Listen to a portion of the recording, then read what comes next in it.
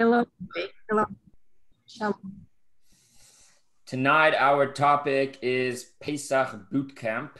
We're going to have 3 classes the next 3 Tuesday nights. So tonight's class is called What is so bad about chametz? Or what is wrong with chametz? So let's start at the beginning and walk through this topic of chametz, both on the more literal level and as well more on the spiritual side part of it as well. So we all know that throughout Pesach, for the 8 days of Pesach, or if you lived in Israel, the 7th day of Pesach, you would not allow to have any chametz. Chametz we translate as leaven in your house. You're not allowed to own any chametz. And that is a biblical law. The Torah tells us it's a law based on the verse in the Torah that for the throughout the duration of Passover, a person is forbidden from from owning chametz. So that's why when it comes to Passover, we do everything that we could to get rid of all the bread that we own, even things like beer, any pasta, anything of that nature. A person is obligated to get rid of it.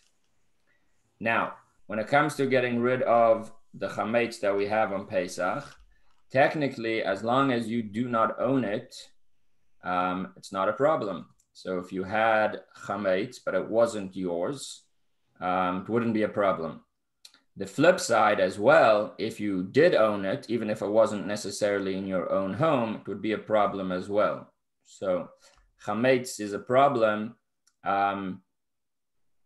basically if you own it, and for sure if you eat it or derive any benefit from it over Passover. So if a person, for example, had a business that was selling or deriving benefit from chametz, they would not be allowed to own that kind of business over Passover. And similar things. So the way we practically go about getting rid of our chametz on Passover is we actually do a process of 3 things. And the makeup of these 3 things ensures that we are not at all, even in the slightest chance going to transgress the transgression of owning or having chametz in our house. The first thing that we do is we go through our entire house and we try and get rid of whichever chametz that we could. Included in that is making sure that throughout the entire Pesach, we will not have any access to any chametz that we have in our house. So the second thing that we're going to talk about is selling chametz. A person can sell their chametz over Passover, but the cleaning up stage is ensuring that all of your chametz that you have in your house is going to be put away somewhere in the closet, in the garage, somewhere where you won't, by mistake, by accident, come to use it over Passover. So the first thing that we do to get rid of our chametz is that we clean the house. We get rid of any, chametz that could be. We collect all of it. We put away, whatever might be, any cookies, any cakes. We go through the freezer. We go through everywhere, any beer, any whiskey, whatever might be chametz, we get rid of. Now, in addition to that, also the pots and the pans and the cooking utensils that we use, if they are used for chametz, so they cannot be used on Passover because they contain chametz in them. So we need to do one of 2 things. Either we need to get a new set, or one is allowed to, through means of hot water, which is not the time right now in this class, there is a way to basically kosher them, which you would be able to use them for Pesach. But in terms of getting your house ready and getting rid of all the chametz that's in your home, that would include things like the dishes as well.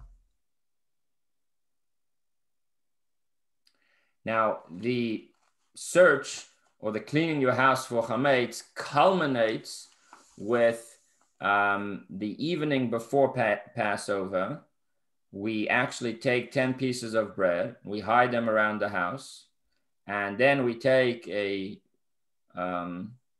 candle and a feather and a spoon, and we go around the entire house and we search for these 10 pieces that we hid. And at the same time, we're also making sure there's no chametz anywhere left over in this house. There's nothing that we forgot about. There's no backpack by accident that has a granola bar left over from one of my children from going to school. And, there's no Hamantaschen from Purim still hiding in my office. And, you go through the house and you clean it up. And the next day, on the day that comes before Passover, we burn those 10 pieces of chametz as well. So that's pretty much the first way of getting rid of chametz, which is finding the chametz, searching for it, and then actually getting rid of it, destroying the chametz. The second thing that we do to make sure that we don't have chametz is that we make a declaration that if we do still own chametz, we are declaring this chametz ownerless.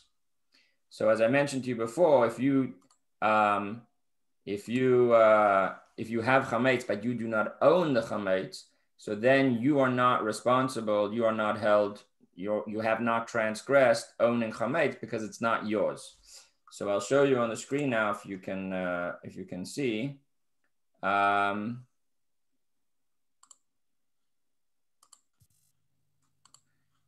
What are you seeing on my screen?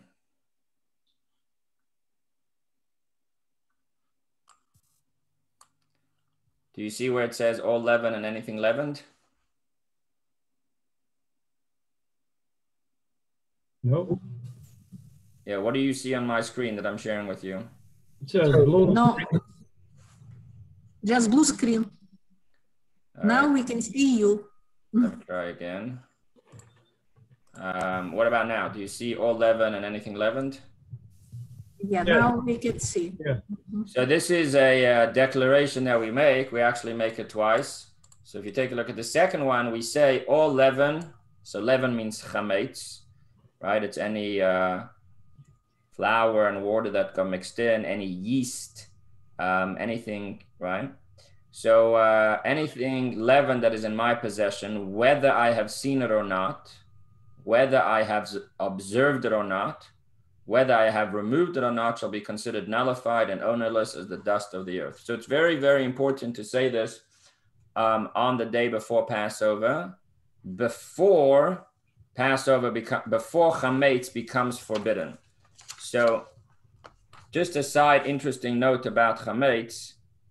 Chametz, I'm using the Hebrew word chametz. It means leaven, but it means anything that has yeast in it, anything that has had the chance to rise. So any flour and water that's had the opportunity to rise. So any cakes or cookies or anything like that, pasta, all of these different things.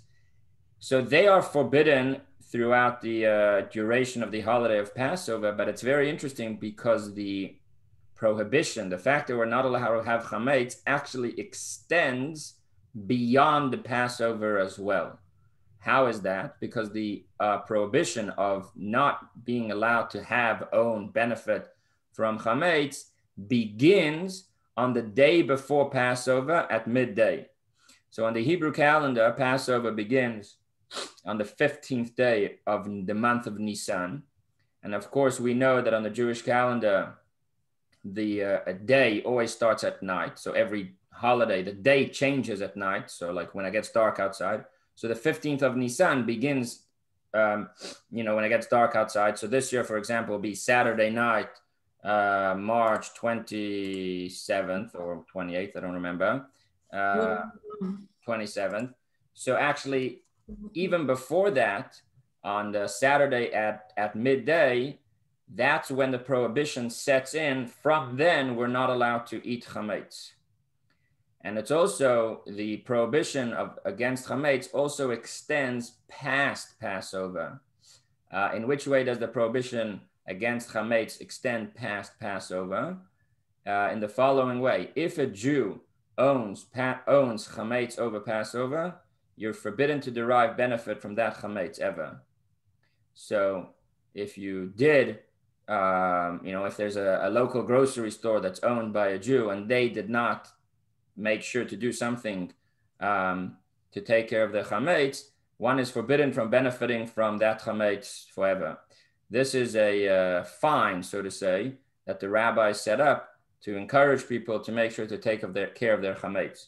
So we see the stringency of chametz, that it starts even before Passover and extends even past Passover. But here's the point that I'm trying to make, that this declaration that you see on the screen, that you have to nullify your chametz, it has to be done before the time of prohibition begins. Once the clock strikes, 1 o'clock in the afternoon on the day before Passover, when chametz no longer is allowed, it's too late to nullify it. So at that point, you would become responsible for it, but you wouldn't be able to nullify it.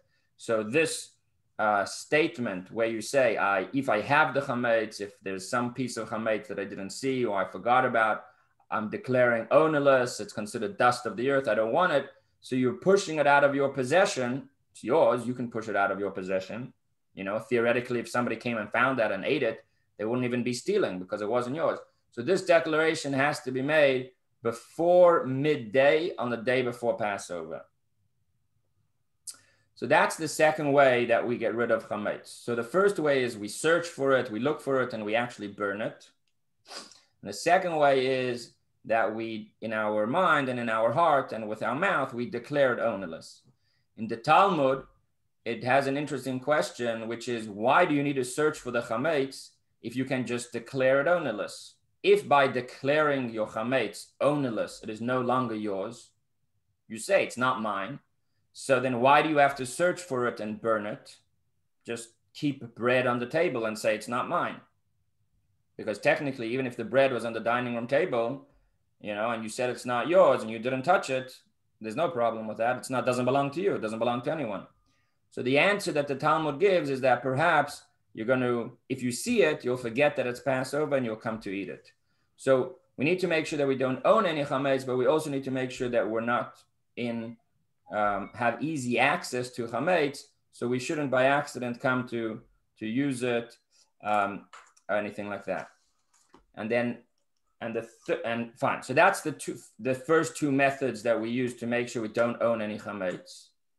And the third method is that we sell our chametz. What do we mean that we sell our chametz?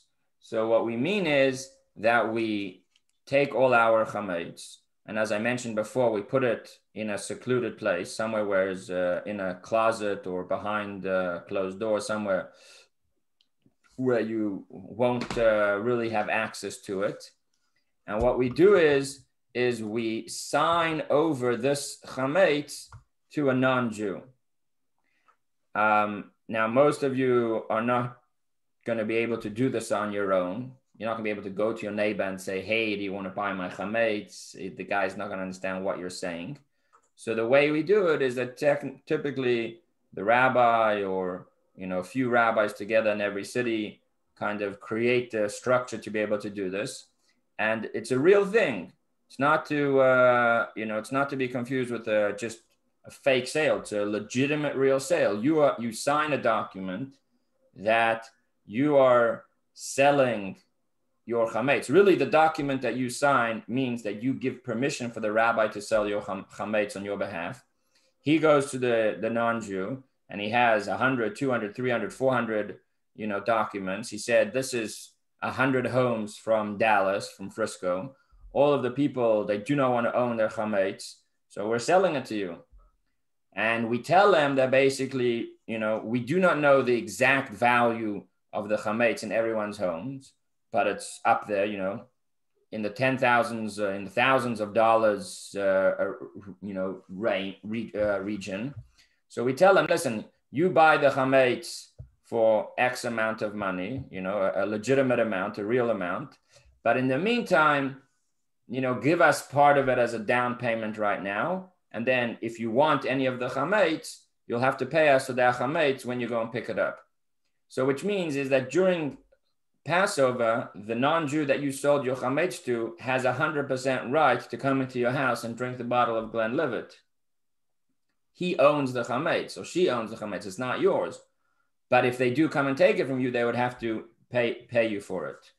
So that way, we're able to sell our chametz, and then after Passover is finished, the rabbi goes back to the non-Jew and says, okay, we want to purchase it back. And it's his choice. If he wants to say, I'm not selling it back to you, I'd rather pay for it all, he's welcome to do that. And then we would have to pull up an inventory, write up every single thing that we sold to him, and he would have to pay for it. So most rabbis that are doing this, all rabbis that are doing this, they have a system in place. And, we're 99.9% sure that the guy's going to want to sell it back to us after Pesach, although technically he doesn't have to. It's a real sale. Not to be confused with a fake sale. It's a real sale. It's a legitimate sale. And this way, we don't own that chametz throughout Pesach. Anybody have any questions or comments that they want to make before we continue?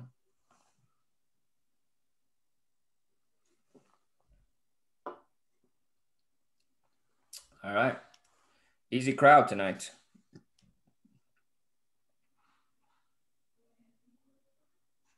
Rabbi, my grandma, she used to even paint kitchen prior Passover, to have new paint in the kitchen where she cooked for Passover. You had a very holy grandmother. Yeah, she is. She hided her dishes, Passover dishes, on attic. And every year it's tradition to take from attic these dishes and wash them. And after she painted her kitchen and use it. By the way, I have a question about milk. Can you use milk during Passover or not? Yes, you could. You could? Oh. Yeah. You want to make sure that, ideally, you want to make sure that it was prepared in an environment where it did not come into contact with chametz. But yeah, nothing wrong with milk.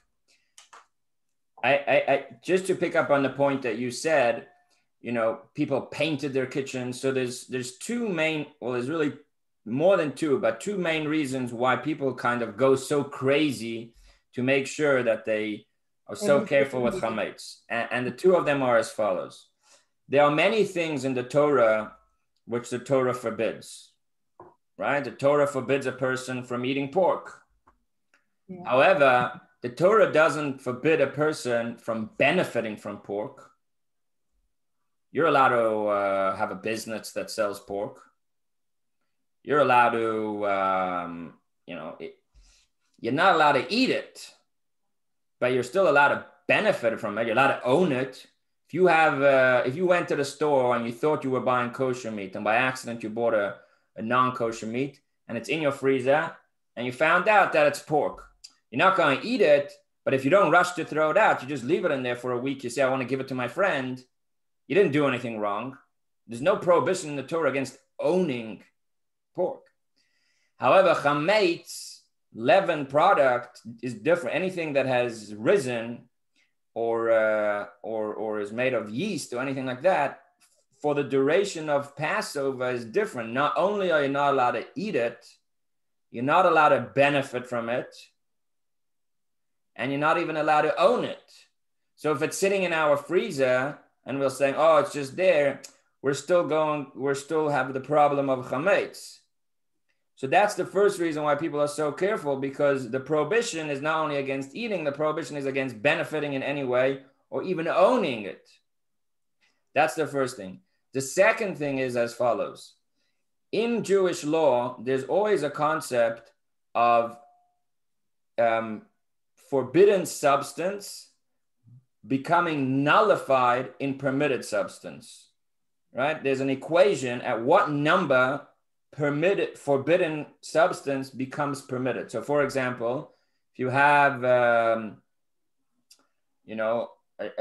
if you were making a kosher soup and you took a spoon and the spoon is a not kosher spoon. What do I mean a not kosher spoon? This same spoon had been used to cook not kosher meat. Mm-hmm. And you by accident, dipped it inside your soup, which is a kosher soup. So now what's the status of this kosher soup?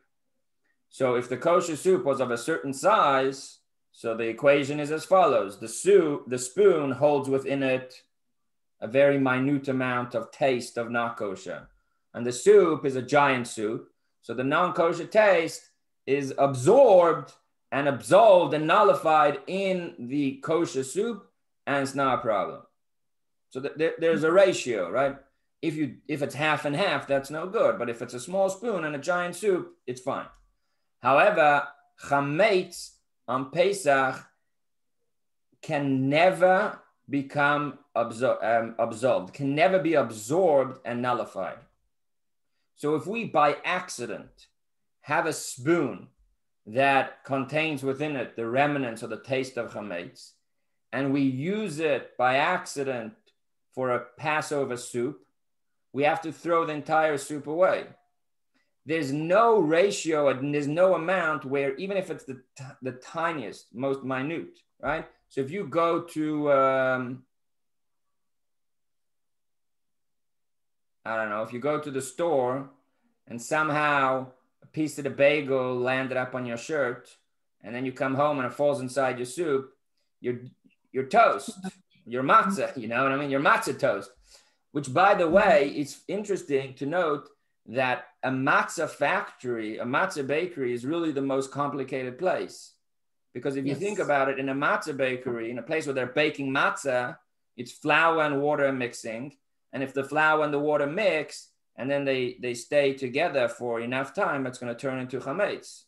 So if, in a real matzah bakery, they're going to make the people wash their hands every 18 minutes, and they're going to have to peel back everything from that's underneath their nails, and they're going to have to change the tablecloth and everything. Why? Because if you use a used bowl and it has a piece of chametz and then gets mixed in with the non-chametz, you have a problem. So just to explain again what I'm saying, there are many things in Judaism that are forbidden. Meat and milk, for example, is not permitted. Yeah. So if you have a milk spoon and a meat pot, happens all the time, right? There was a spoon in my house, it happens, right? And there's a spoon, a metal spoon that I use to mix my coffee, and it has milk in it. So that's hot milk in a metal spoon. Now this spoon is considered to have absorbed milk according to Jewish law. Then I dump it. Then by accident, it falls into the meat dishes, the sink with dirty meat dishes. Mm. Now you're washing the dishes with hot water. So you run into the issue where there's contamination of taste, because the hot water has the ability to take out the milk that's considered to be absorbed in the spoon and put it inside one of the meat dishes. So there's many different questions and concerns. There's tons of different ways to get how hot was this water, and what happened to the, with there's consideration taken into consideration with soap, all sorts of things. But I'm just trying to bring out one point. In general, usually there's at some number, if you have a drop of milk and tons of meat, you're fine. If a small piece of cheese falls inside a giant chicken soup, you're okay. But on Passover, it doesn't work like that. If the smallest amount of chametz, so if you were talking about your grandmother repainting, if you didn't clean your oven properly, and then you used the oven and somehow a piece of bread got involved over there, you have a big problem. So that's why you're going to see that people, myself included, we go to all sorts of great lengths to make sure that we've cleaned everything, and then we've covered it with silver foil, and we've really made sure that there's no access at all to any surface which is a chametz surface, while using it for the kitchen for cooking or whatever it is that we do on Pesach. So for these two reasons, chametz is more strict. Again, number one, it's not only a matter of eating, it's also a matter of owning or benefiting. And number two, chametz is forbidden at the minutest, smallest amount. Even at a very small amount, chametz is forbidden. Anybody want to clarify anything about those ideas?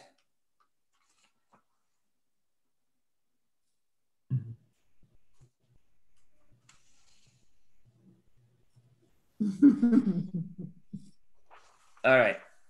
So we spoke about cleaning the house and burning the chametz. We spoke about nullifying the chametz, declaring it ownerless. And we spoke about selling the chametz. And we also spoke a little bit about why we are so strict in terms of the way we prepare our house for chametz, because chametz is worse.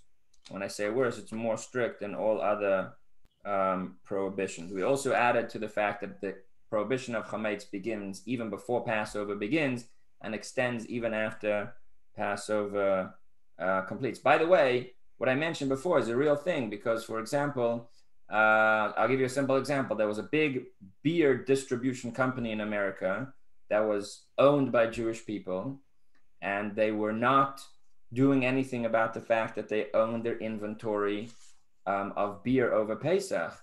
And it became a big problem to buy beer after Pesach if it was coming through this particular distribution, because if they owned it, they're a company owned by Jews, and beer is chametz. Beer is made of hops or some sort of grain. By the way, chametz is made from either wheat, barley, spelt, oats, and rye. Any of those things that's come in contact with water and has the time to rise, that causes chametz. So, sorry.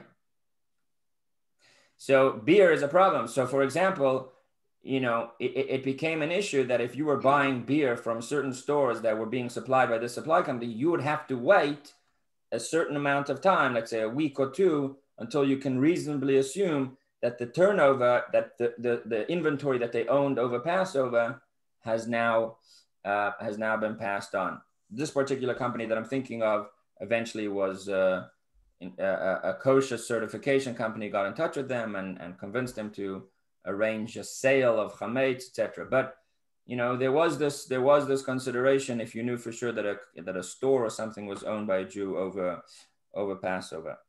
Now let's talk a little bit more about the spiritual side, or if you will, the personal side of this whole thing. Why is chametz such a big a deal? What is it about chametz that it's there's this full out war against chametz? When else do we ever take this like three-pronged approach to get rid of something, and you're not allowed to own it, you're not allowed to see it, you're not allowed to benefit from it.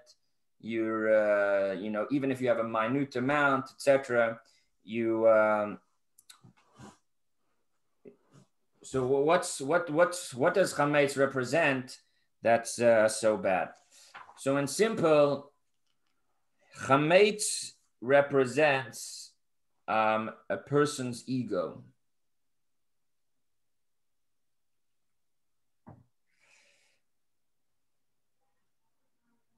And matzah represents humility. And on a holiday of Passover, which is a holiday of freedom, it's the holiday, it's Zeman Cherusenu. We are celebrating the time of our redemption. So there's something very specific. There's a deep connection between letting go of the ego and achieving freedom. So let's take this back a couple of steps. We celebrate Passover because many years ago, the Jewish people were in Egypt, and miraculously, God took us out of Egypt. When we left Egypt, we did not have time we left in a rush. So the bread did not have the provisions that they were preparing for their journey did not have time to rise. Thus became the idea of matzah. And we are forbidden from eating chametz also to help us remember the miracles that took place, how we left in a rush and God miraculously took us out, etc. But like all Jewish holidays, a Jewish holiday is not just an anniversary of something that happened many, many years ago. As nice and as romantic as that would be, that's not only what it's about. In fact, we say in our Haggadah being the text the book that we read on the evening of Passover during the Seder, we say, B'chol dor vador, in every single generation, and in every single day, chayav adam, a person has to see himself as if he himself is leaving Egypt today. Which means inside every single one of us, we are in Egypt. And every day we need to leave Egypt, and we'll leave today's Egypt, and tomorrow we'll find ourselves in another Egypt, and we'll leave that, etc., etc. So in which way are we in Egypt? We are in Egypt because God created every one of us with an evil inclination known as the Yetzer Hara, the evil inclination. And this evil inclination doesn't allow our godly soul, it doesn't allow the part of us that wants to connect to Hashem to fully express itself and to fully shine. And that's what it means to be in Egypt, right? Egypt means that the Jewish people could not leave Egypt. They were stuck. They were slaves. So we are stuck to some degree. And we need to try and get unstuck.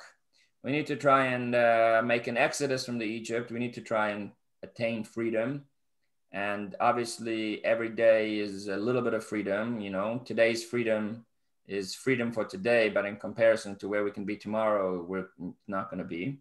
And that's the basic idea. How do we see ourselves that we are in Egypt? I'm not in Egypt. I live in Frisco. I have a wonderful life, a nice house. You're right. Well, in which way am I in Egypt? The answer is spiritually we're in Egypt because the evil inclination, the Yetzer Hara, holds us back. It covers over our soul from truly expressing itself. And with that in mind, we kind of come to the idea of the chametz. Chametz that is representative of the Yetzer Hara, of this evil inclination, which we're calling the ego.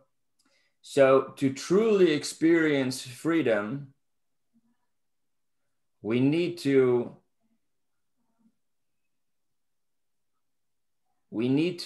identify what is holding us back, and then B, rid ourselves of that. So when it comes to the chametz, we first have to search for the chametz. We have to look for it. We have to clean the house. And then we have to destroy the chametz. So on a more personal or more of a spiritual level, first a person needs to do a thorough searching and recognize where in his life or in her life is he or she under the influence of the Yetzer Hara. And different people answer that question differently. Some people think there's nothing wrong with them. They're perfect. In no area are they under the influence of the evil inclination. In no area are they under the influence of the ego. Some people have an easier time identifying. Some people exaggerate. But the first thing is an honest account of where we are, in which areas in our life are we under the influence of the Yetzer Hara.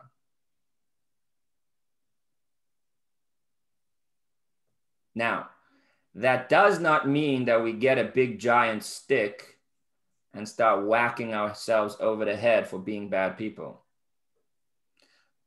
That's not what it means.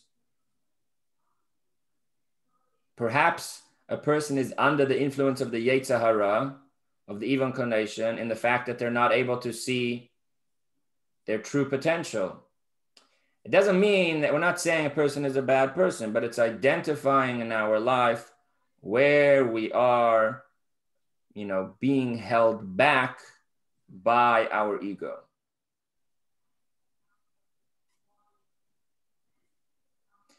And then Pesach is about freeing ourselves, getting rid of that chametz, making that decision to free ourselves from underneath the influence of the ego.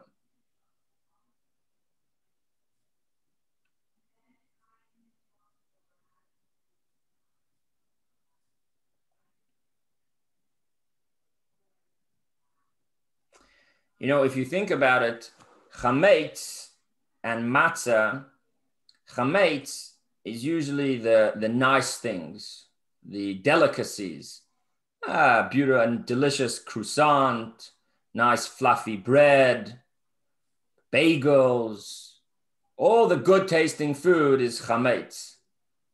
Matzah is the boring, tasteless food. What's matzah?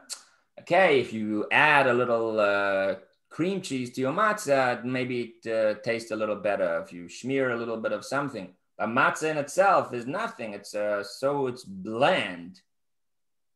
There's only two ingredients in matzah, flour and water. And it's not even allowed to rise, so it has no fluffiness to it. It's just straight up dry cracker. In fact, the Torah calls matzah lechem oni, which means bread of a poor man. Matzah is deliberately simple bread. And in a way, that kind of idea is expressing itself in a person's life as well. What's the Yetzer Hara? The evil inclination, the ego. It creates beautiful pictures, and it drives us to want things which on the outside perhaps are more attractive and look nicer and look more beautiful. It drives us to perhaps assert I don't know what the right word is, but assert ourselves in ways that thinking we're going to get our opinion. It makes things look more delicious and delicacies, etc. And the good inclination, the Yetzer Tov, just be a good person and be humble. That's like bland matzah. But ultimately, freedom comes when we can let go of the ego, when we can identify it, and we can throw it in the fire, we can burn it.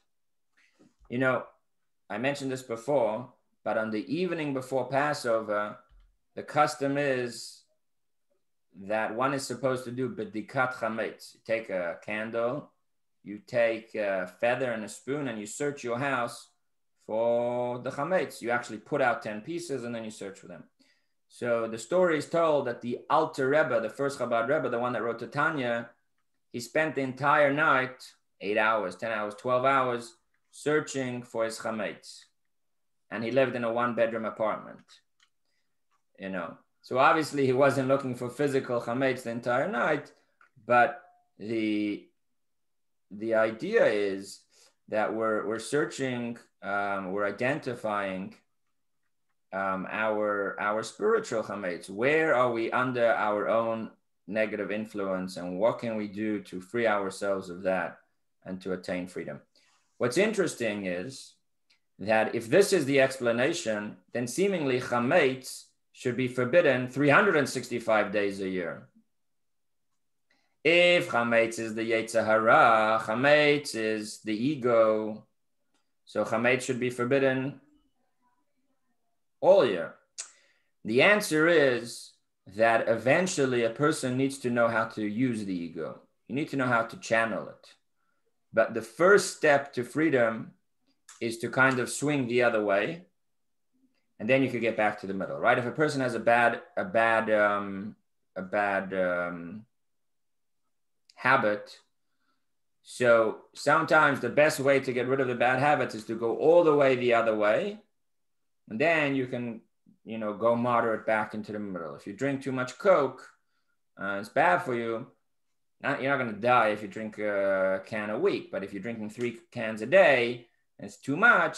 So you stop completely, and then you can come back to the middle. So a person lives his life. You got to live your life, not with ego, but God ideally wants us to take the Yetzer Hara and transform the Yetzer Hara. The Yetzer Hara, the evil inclination, this power of desire, is a very powerful force. The goal would be to transform that. But the first step towards that is to kind of go completely away from that. So for 8 days, to leave Egypt, to really attain the freedom, we want to go completely away from any chametz, from any negativity in our life, from any Yetzer Hara. And then after that, now that you've stayed away from him for 8 days and you've attained some level of freedom, so now you're in a good position to deal with him. I just want to show you one more thing. So I had showed you before that we said this text when we were declaring our chametz, our leaven ownerless. There's another beautiful prayer that we say at the time of burning the chametz, and it kind of talks to this idea that we're saying that chametz represents negativity. And here it is. It says, so this is a prayer that we say while burning the chametz on the day before Passover. May it be your will, God, our God and God of our fathers, that just as I remove the chametz from my house and from my possession, so shall you remove all the extraneous forces. So that means any forces of negativity. Remove the spirit of impurity from the earth. Remove our evil inclination from us, and grant us a heart of flesh to serve you in truth. Make all the sitra achra means the other side, and all the klipot means like the forces of negativity, and all wickedness be consumed in smoke. Because we're burning the chametz, so we ask God that he should, make all the wickedness be consumed in smoke and remove the dominion of evil from the earth. Remove with the spirit of destruction and the spirit of judgment all that distress the Shekhinah. Shekhinah means God's presence. So remove anything that distresses God's Shekhinah, just as you destroyed Egypt, its idols in those days as this time. Amen. Selah. So in short, chametz represents negativity on a personal level. That's represented with the evil inclination, the sense of ego, and this full-out war against chametz that we're going on a literal sense, in a spiritual sense, and a more personal sense, is that since we are reliving the exodus from Egypt, we're not just remembering, but we are living through that, and we are going to attain spiritual freedom in our own lives. Spiritual freedom comes by getting rid of the Egyptians, by getting rid of the negativity in our life, by the ego that's holding us back, by the Yetzer Hara that's holding us back. So we search for it, we come to recognize what it is, then we destroy it, we decide to move on from it. So may it please God be that God will destroy all chametz, all negativity, which will happen in its truest sense with the coming of Mashiach, when we will have the real freedom. We will once again have an exodus, but this time it will be an everlasting exodus, an exodus that will never be followed with any exile afterwards. When the Mashiach comes, there's never going to be another exile that follows. We left Egypt, but now we're back in exile. When Mashiach comes, God is going to destroy all chametz, all negativity from this earth, for it never to come back again. Amen.